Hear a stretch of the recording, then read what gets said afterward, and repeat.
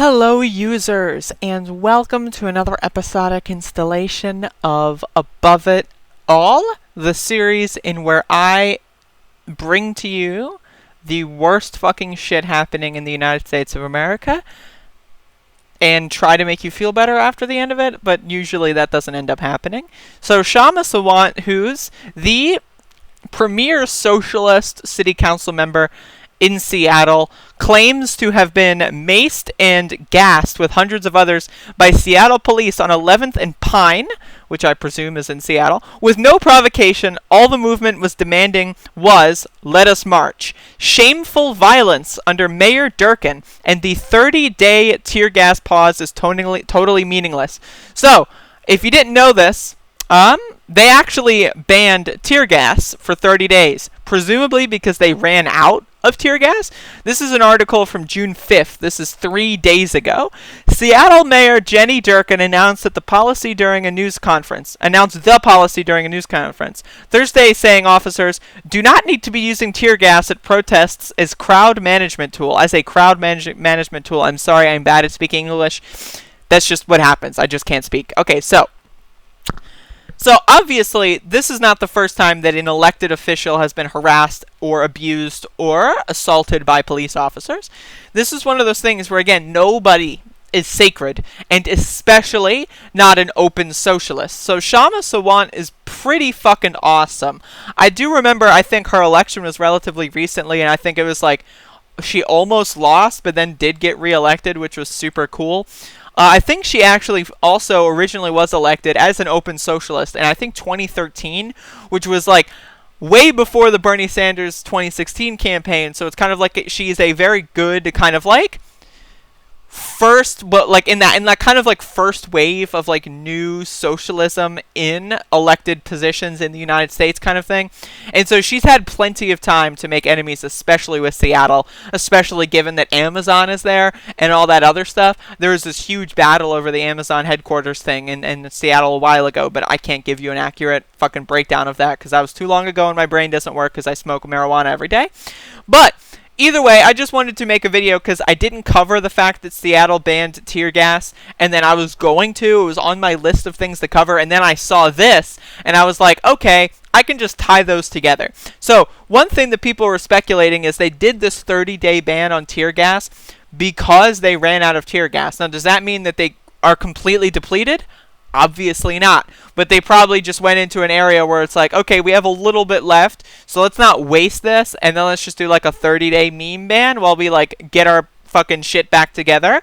And then also in 30 days from now, COVID might have killed all the protesters, you know, the protests might not be happening, so it's one of those things where they're just trying to like pretend like nothing's gonna happen.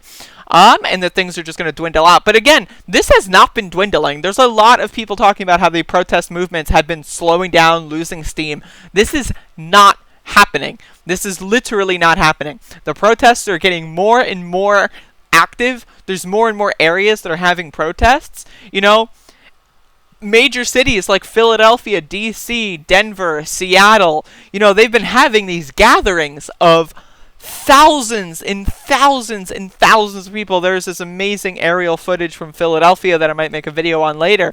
It was just beautiful to see. And again, the cops routinely in every precinct across this country act like brutal dictators, or at least arms of a brutal dictator, okay? Again, if you at any point decide to take an incumbent upon yourself to pepper spray, mace, tear gas an elected city council official, you are not only not protecting and serving, you're not even doing the damn job that like most people, you know, understand that you're trying to do. Again, it really does boil down to maximize damage to human life and minimize damage to rich people's property. Not to property, but to rich people's property. And that's why Kshama Sawant is a target, because she's a socialist. She is not for the rich. She is for redistribution. She is for helping homeless people have a chance at life. She is for helping children have a chance to develop without being fucking exposed to violence, abuse, you know? She is for having a chance for 1 in 5 children in the United States of America are starving. They're going to bed hungry every night. She is for a better world, and that disrupts the power. That disrupts the oligarchy, and that's why the police don't give a fuck if she is in city council. And this happened in New York City. Some public advocates, I think, got sprayed. City council people got sprayed. I think it was like fucking, elected lawyers, like district attorney, that kind of, like, they got sprayed. It was like one of those situations where it's like, I watched a video of an FBI agent get arrested and accosted by police, and then they checked his ID and was like, oh, this guy's FBI, and then the FBI agent started making fun of them. It's like one of those things where it's like, these police are out of control. There is no control. There is no wrangler. The wrangler has said, all right, buddy, go for it, and they've left the fucking ranch, okay? These people are independent actors, trained, again, they are trained to maximize damage to human life and to minimize damage to rich people's property. And they are just going out there. They're going out there, they're fucking roaming around, and they're fucking wreaking havoc upon our communities, okay? And it's just one of those things where, again, it's just awful to see this. It's awful. And shout-outs, of course, eternal shout-outs to Kshama Sawant for being very, very cool. I do not follow her closely, because obviously I do not live in Seattle. I live across the fucking country, right? But I know enough about her to know that I think she's pretty good, and I'm glad that she's out there marching with the protesters. It's amazing to see the cross-rank solidarity. And again, if a cop wants to quit the force and go march with protesters, I'm down for it. There is no such thing as a good cop. So if you quit being a cop, then it's possible for you to be a good person. Again, it's possible for you to redeem yourself. Now, I'm skeptical of cops that quit without leaking documents, without, showing, their fellow officers' police reports and, complaints and stuff like that. I think if you're a cop and you want to quit, leak every document in your office and then quit. I think that's a great idea. But be safe about that, of course. If you want to text me on Signal, let me know. But again, it's just one of those things where, again, it is great to see the cross-rank solidarity, but you cannot let liberals co-opt the message, okay? Kshama Sawant's not a liberal, but these Nancy Pelosi's, Mitt Romney's, all these people are going to try to slowly co-opt the message. They're going to try to take credit for things. They're going to try to change the goalposts, change the direction. Do not let them. If someone who's elected wants to march with you, let them. Embrace them. If somebody who's an elected official wants to march for you, then be skeptical. Don't let them in your circles. Be very skeptical. Of course, obviously you know more about your local city council than I do. But, just be safe out there. If you're going to a protest, make sure that you're not, just be safe. Again, it's just one of those things. And if you think, oh, I'm going to, crowd up around a city councilwoman, that'll make me more protected, because why would the cops attack them?